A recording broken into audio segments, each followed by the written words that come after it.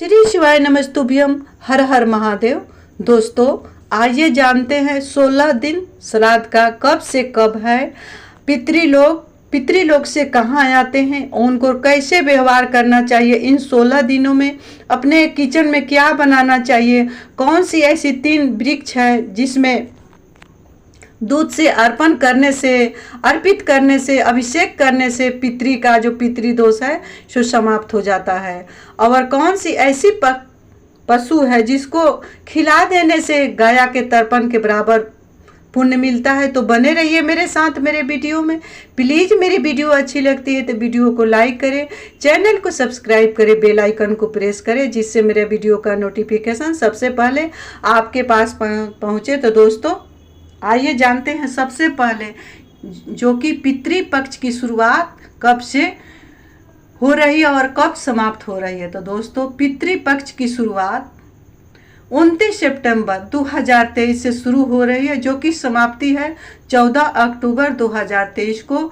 ये पितृपक्ष समाप्त हो जा रही है। इसकी अवधि 16 दिन की होती है। 16 दिन में इसको 16 श्राद्ध कहा जाता है। इन 16 दिनों में दोस्तों ना करें ये गलतियाँ। अपने घर में लड़ाई झगड़ा से भी बचे, अपने घर का जो भी वातावरण है उसको शांत रखें, जो ही आपको भगवान दिया है उसको खुशी से खाएं, खुशी से रहें और अपने पितृ को प्रसन्न करने के लिए करें ये उपाय।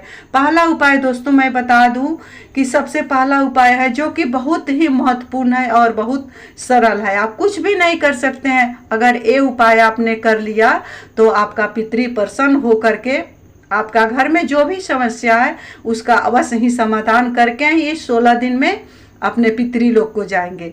तो सबसे पहला उपाय मैं बता दूं, क्योंकि गायासुर वरदान दिया था कि कोई भी मनुष्य अपने पितृ को प्रसन्न करने के लिए गाया आए या ना आए, गाय को ये वरदान मिला था कि कोई भी मनुष्य गाय को इन 16 दिनों में रोटी गुड़ या शक्कर डाल करके गाय के मुंह में गौग्रास खिला देता है तो उसका पितृदोष ऐसा ही समाप्त हो जाएगा, उसका पितृ तृप्त हो जाएगा, उसको कहीं कुछ करने का जरूरी नहीं है। तो बहुत ही सरल उपाय है दोस्तों, कोई आडंबर नहीं है, इसमें कोई खर्च भी नहीं है, क्योंकि गौग्रास हम रोज निकालते हैं हम लोग अपने घर में। अगर नहीं भी निकालते हैं तो इन 16 दिनों में याद से पहला रोटी, एक जो रोटी बनाते हैं किचन में उसको एक रोटी निकाल लेंगे और उसमें थोड़ा सा शक्कर या गुड़ मिलाकर गाय माता को अपने हाथ से खिला देंगे। कहीं कहीं बड़े बड़े शहरों में गाय माता नहीं आती है दरवाजे पर, तो उसके लिए क्या करना चाहिए पितृ पक्ष में, तो इन दिनों में आपको किया होगा कि गाय के निमित्त कहीं गौशाला में आप दान दे सकते हैं। 16 दिन के हिसाब से आप रोटी का एक एक रोटी जोड़ करके जितना भी समर्थ है आपके पास उतना आप गौशाला में दान दे सकते हैं अपने पितृ का निमित्त। ये उपाय कर सकते हैं। हो गई सबसे सटीक उपाय और सरल उपाय है जो कि गायासुर वरदान दिया था कि कोई भी मनुष्य अपने पितृ को तृप्त करना चाहता है, प्रसन्न करना चाहता है तो करे ये उपाय, गाय माता को खुद अपने हाथ से अपने मुख में खिलाएं तो सबसे अच्छा। तो चलिए दूसरी उपाय के बारे में जानते हैं कि इन दिनों में क्या करना चाहिए, अपने किचन में क्या बनाना चाहिए और क्या नहीं बनाना चाहिए। तो दोस्तों, इन दिनों में हो सके तो अपने खाना को निरामिष रखें, मीट मछली मदिरा से बचे। जो भी कोई व्यक्ति भाई मदिरा पीते हैं उनको 16 दिन तक परहेज करना चाहिए, मदिरा से मीट मछली से परहेज करना चाहिए। हो सके तो अपने खाना को अपने भोजन को निरामिष रखें। इन दिनों में लड़ाई झगड़े से बचें, अपने घर का वातावरण को बिल्कुल स्वच्छ और शुद्ध रखें। इन दिनों में थोड़ा थोड़ा अगर आप धूप देते हैं, आहूत देते हैं, अग्नि को प्रसन्न करते हैं, उसमें थोड़ा सा गुड़ से हवन कर देते हैं तो आपका पितृ प्रसन्न हो जाएंगे। ये दूसरा नियम हुआ। और अपने किचन में काला उड़द का दाल बनाएंगे, काला उड़द का ज़्यादा से ज़्यादा प्रयोग करेंगे अपने पितृ को प्रसन्न करने के लिए। अब बढ़ती हूँ चौथा नियम के बारे में कि वो कौन सी ऐसी पक्षी है जिसको खिला देने से पितृ के निमित्त ये पितृदोष समाप्त हो जाता है और पितृ के निमित्त जो भाग है उसको प्राप्त हो जाता है। तो कौवा है दोस्तों, कौवा को भी पितृ का स्वरूप माना गया है। तो आपके यहाँ अगर कौवा आता है तो ठीक है, नहीं तो अपने दहलीज पर, अपने छत पर छोटे छोटे रोटी का टुकड़ा तोड़ करके डाल देंगे तो ऐसे ही आपका पितृ प्रसन्न हो जाएंगे। दूसरा पशु है श्वान, कुत्ता। कुत्ता को भी आप अगर पीछे का रोटी एक खिलाते हैं, रोज खिलाना चाहिए। अगर रोज आप नहीं खिलाते हैं तो एक रोटी पितृ पक्ष में पीछे वाला रोटी को खिला देंगे तो आपका रोज दिन करेंगे, प्रतिदिन ये नियम करेंगे। 16 दिन श्राद्ध का है, प्रतिदिन इस नियम को करेंगे कि कुत्ता को एक रोटी खिलाएंगे। वहीं जब शनिवार आएगा तो आप उसमें सरसों का तेल लगाकर तावा पर अपने शनि दोष समाप्त होने के लिए तो एक कुत्ता को अवश्य खिलाएंगे, श्वान को अवश्य खिलाएंगे एक रोटी। और कौन सी ऐसी वृक्ष है, 3 वृक्ष है जिसमें अर्पण करने से, दूध से अभिषेक करने से पितृ प्रसन्न हो जाते हैं और सब कुछ प्रदान करके जाते हैं। आपका जो भी रुका हुआ काम है उसको स्वयं सफल करते हैं मेरे पितृदेव लोग। तो दोस्तों वो वृक्ष है, 3 वृक्ष है। पहला वृक्ष है पीपल का वृक्ष, दूसरा वृक्ष है बट वृक्ष, तीसरा वृक्ष है बेलपत्री। ये तीनों वृक्ष का एक ही समान फल होता है, चाहे आप बेलपत्री वृक्ष में तर्पण करें या पीपल में तर्पण करें या बट वृक्ष में तर्पण करें।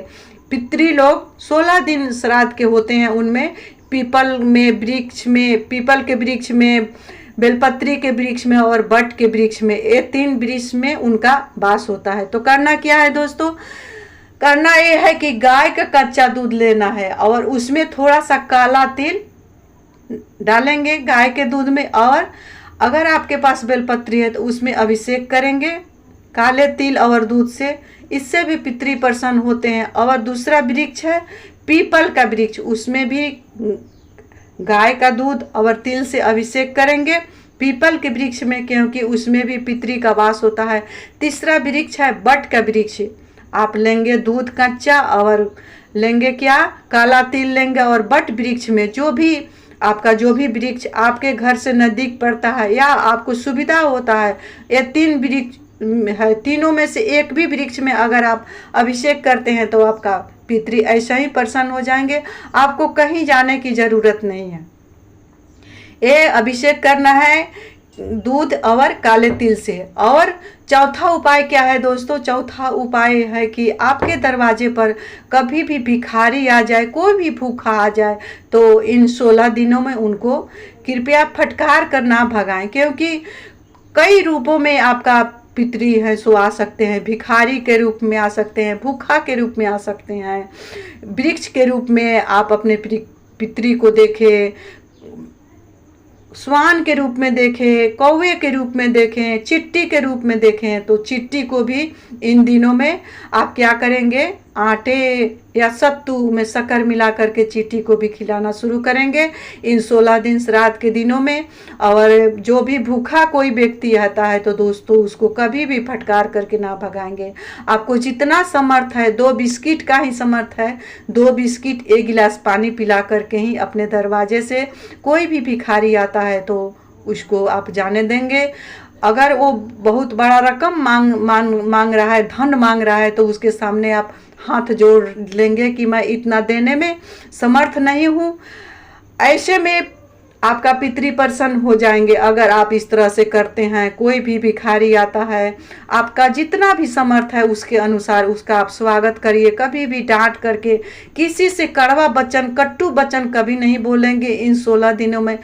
अगर आप कड़वा वचन, कट्टू वचन किसी को भी बोल दिए तो आपका सारा जो किया कराया है उस पर पानी फिर जाएगा। क्योंकि सबसे पहला चीज क्या है, सत्य, प्रेम, करुणा। अगर आपके दिल में करुणा है, सत्य है, प्रेम है, तो आपका पितृ इतना कर लेते हैं तो आपका पितृ प्रसन्न होकर के जाएंगे। अपना वंशज को देखेंगे, अपना वंशज का संस्कार को देखेंगे और फलने फूलने उन्नति करने के लिए आशीर्वाद दे करके आपका वंशज खुशी खुशी जाएंगे ये मृत्यु लोक से पितृलोक में। तो दोस्तों यही जो नियम है उसको करना है, क्योंकि पितृलोक से आते हैं मृत्यु लोक में। कहाँ आते हैं, अपने वंशज के यहाँ। वहीं जब लौट करके जाते हैं तो वहाँ पर जो भी पितृ लोग हैं पितृलोक का सभा बैठता है और उसमें मीटिंग होता है कि किसका वंशज कितना स्वागत किया, कितना पितृ के निमित्त कौन कौन से कार्य किए। तो वही जिसका वंशज किया रहता है उसको सम्मान मिलता है पितृलोक में। और दूसरा जो जिसका नहीं पानी देता है, ये सब कार्य नहीं करता है, उस पितृ को अपमानित किया जाता है वहाँ पितृलोक में। तो जब पितृलोक में पितृ अपमानित होता है तो अपने वंशज को श्राप देता है, श्राप देता है कि जैसे मैं अपमानित हो रहा हूँ तुम भी जाओ अपमानित होना। इसीलिए घर में बहुत सारी बीमारियाँ, कर्जे और लड़ाई झगड़ा कलेश होना शुरू हो जाता है। तो दोस्तों मिलते हो अगले वीडियो में, तब तक के लिए इतना ही।